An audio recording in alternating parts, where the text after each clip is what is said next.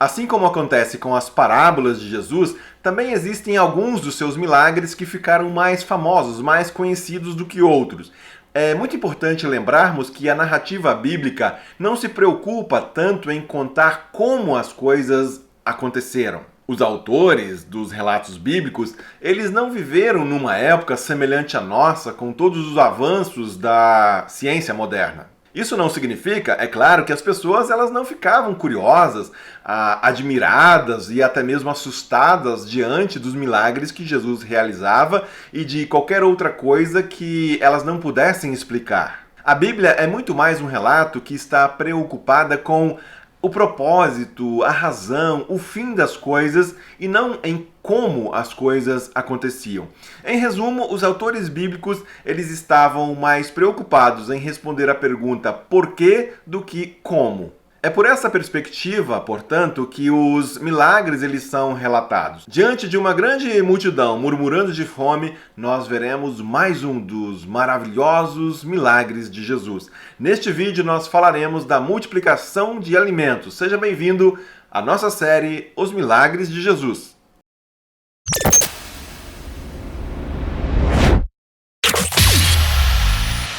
Quando Jesus ensinava, as pessoas ficavam simplesmente maravilhadas. Os autores do Novo Testamento testemunham exatamente isso. Houve certo episódio que os 4 evangelhos registram e que reforça isso. Jesus ele estava ficando bastante conhecido. As pessoas o procuravam cada vez mais. Havia, assim, momentos em que Jesus ele procurava se afastar em busca de momentos e lugares sossegados para que ele pudesse orar e descansar, afinal de contas. Algumas vezes, os evangelhos eles dão a entender que Jesus procurava por este lugar que ficava do outro lado do mar da Galileia. Mateus, Marcos e Lucas nos revelam que após o assassinato e a decapitação de João Batista, Jesus toma os seus discípulos e parte em busca de um lugar mais afastado, deserto. A multidão, no entanto, deu um jeito de seguir Jesus.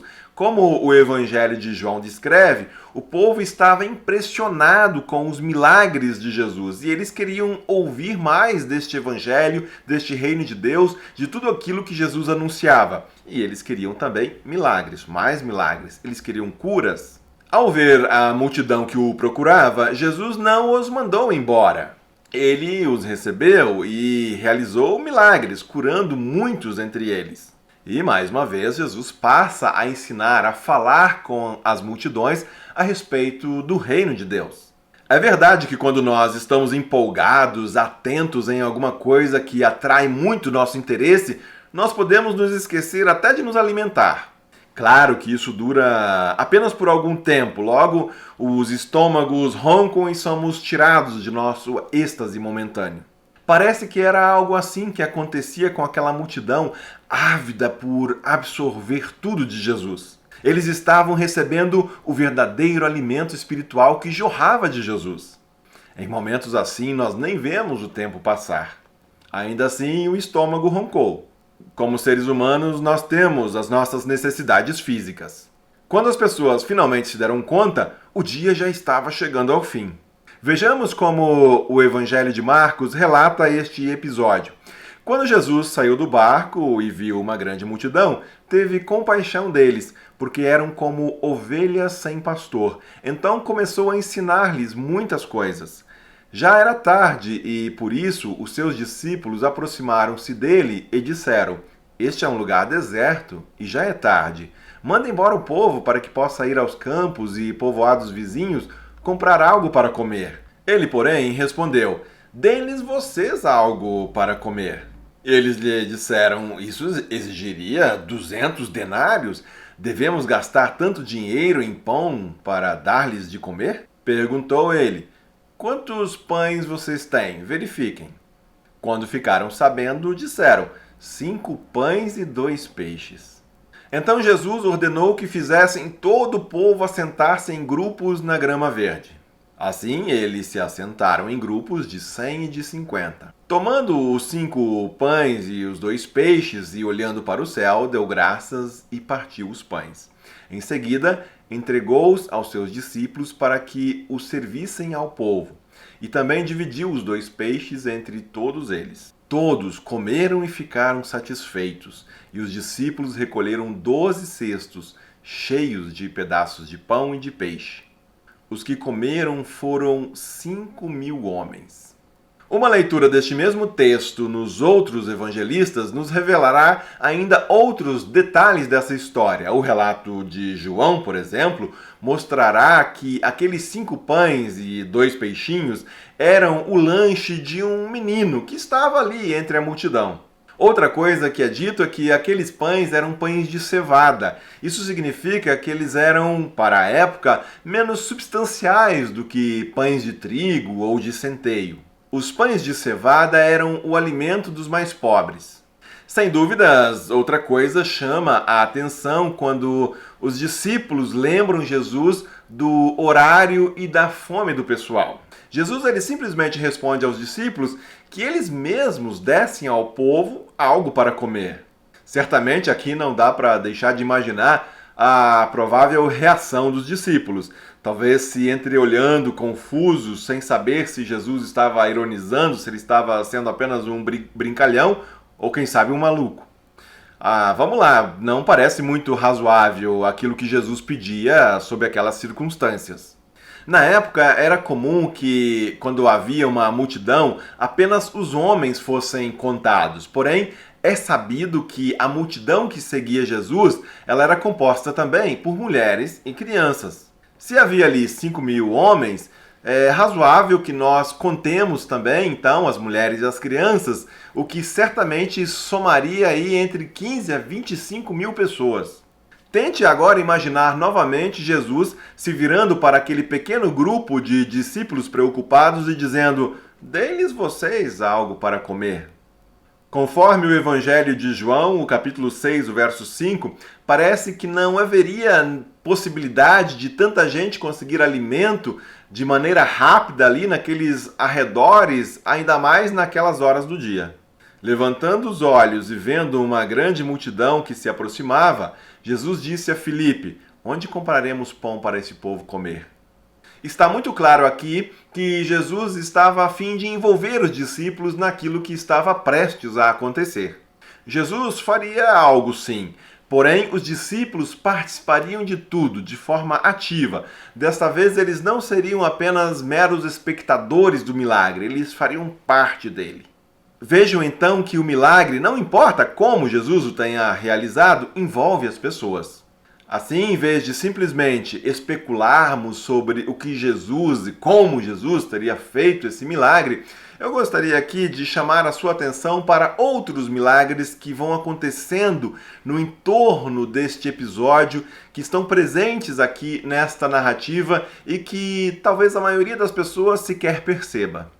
Primeiro havia ali um garotinho que não se importa em disponibilizar o seu pequeno lanche em meio a uma multidão esfomeada. Fico pensando como será que eu reagiria se me visse com um pequeno sanduíche em meio a uma multidão onde todos estão com fome. Talvez tentaria me esconder e comer o meu lanche escondido de todos. Começaríamos a racionalizar: não é razoável que eu retire aqui o meu lanche e o coma aqui em frente dessas pessoas que aparentemente não trouxeram nada para comer. Dividir, compartilhar o lanche então nem passaria pela minha cabeça, afinal, de que adiantariam 5 pãezinhos e 2 peixinhos para toda essa gente? E como recriminar alguém que pensasse assim? É lógico, faz sentido. Uma criança é sempre um milagre que está escancarado diante de nós e muitas vezes nós ignoramos. Muitas das palavras, das atitudes, das propostas de uma criança nós simplesmente tomamos por ingenuidade.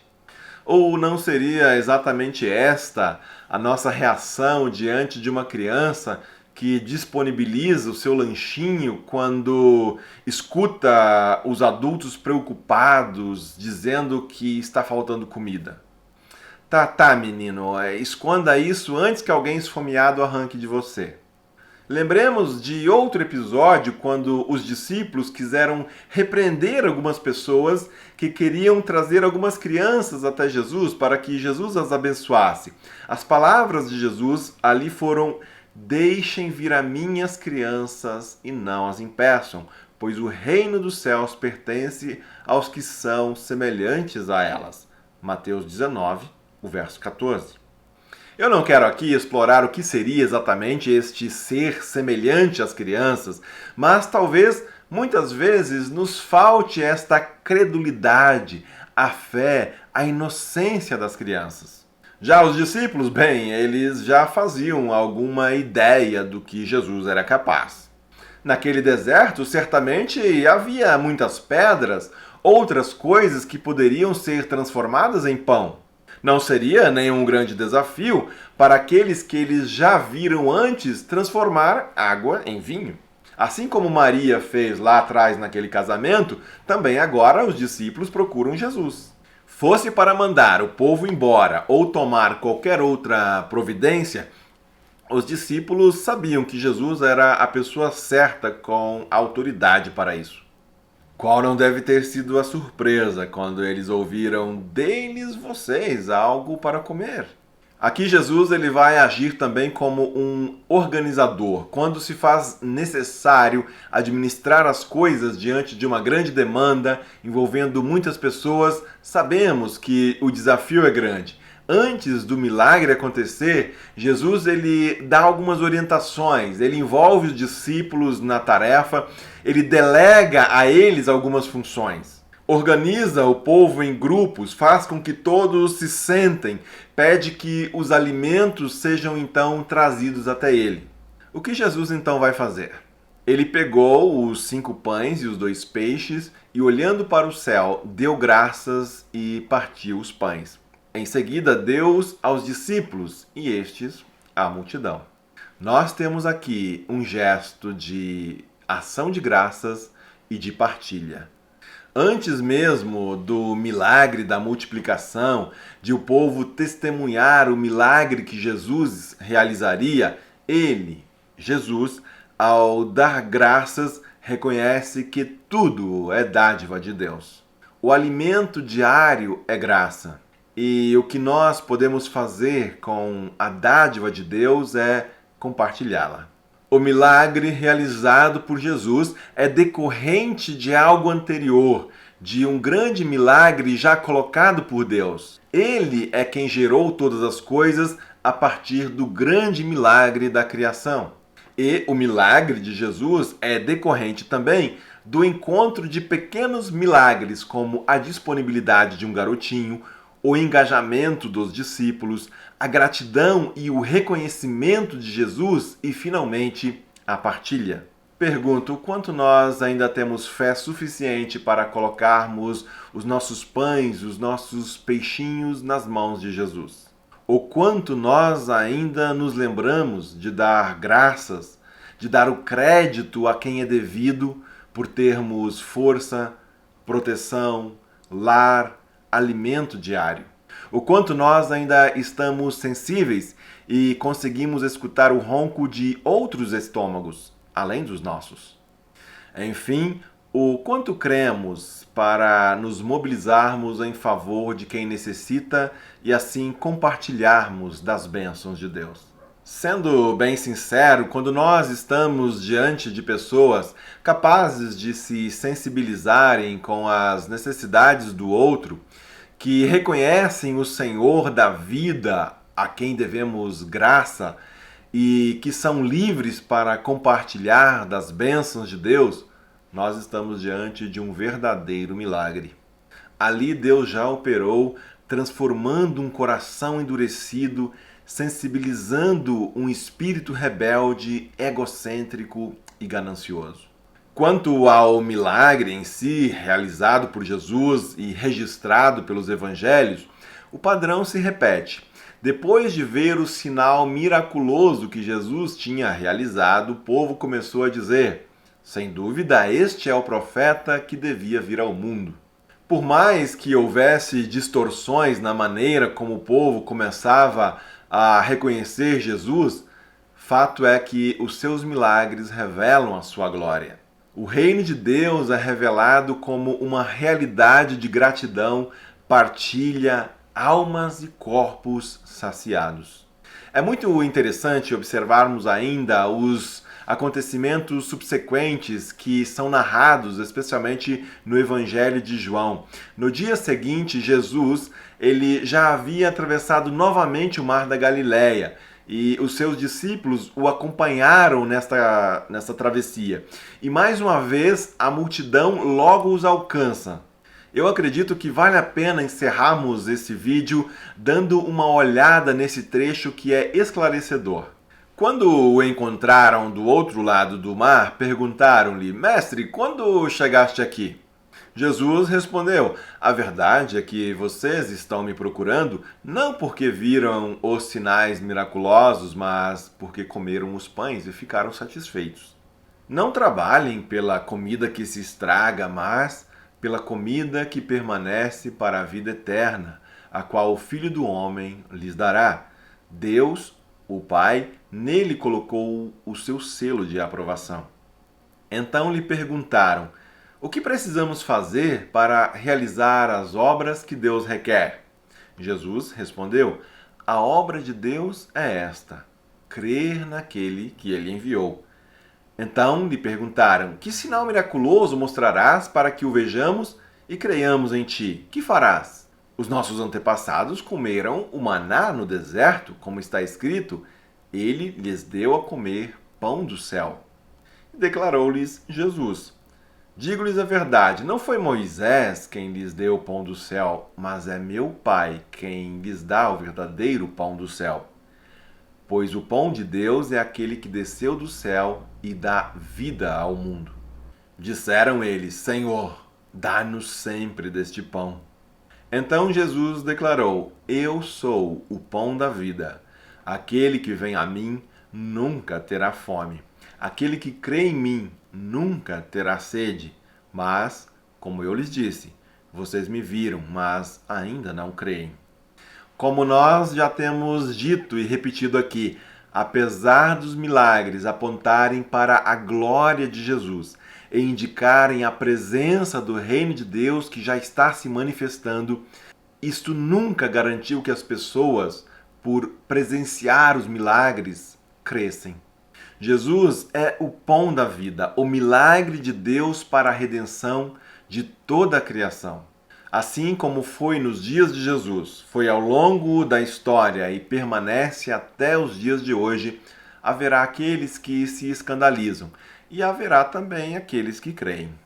Que Deus abençoe você e seja você uma bênção.